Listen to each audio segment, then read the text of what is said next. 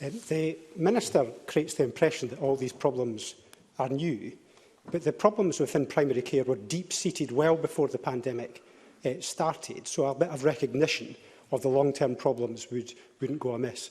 I am concerned about the continued physical distancing of 1 metre. It's welcome that it's moved from 2 to 1, but it restricts the options for GPs to see some patients in person, even though that might be the best thing for them.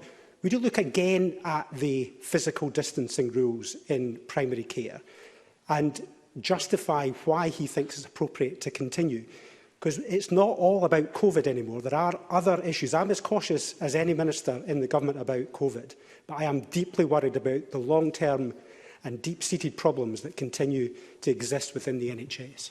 Cabinet Secretary. So many of the actions that we have taken were pre-pandemic in terms of the increase in level of GPs, the record staffing level that we have invested in and funded. So we have taken action pre-pandemic, but equally I would say to the member, I know he knows this of course, but it is worth reiterating.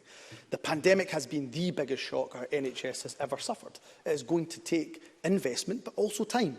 And that is why our NHS recovery plan is of course ambitious, but also realistic in its timeframes. Yes, I will, in terms of his ask, I will look again at the physical distancing. But what I would say to Willie Rennie, and I know he understands this, is that we, of course, take advice from public health experts and clinicians. Yes, we challenge them robustly, but ultimately, of course, it is important we take that clinical advice, but also take soundings from patients, absolutely, but also stakeholders like the BMA and the Royal College of GPs too. But he has asked me to look at that again.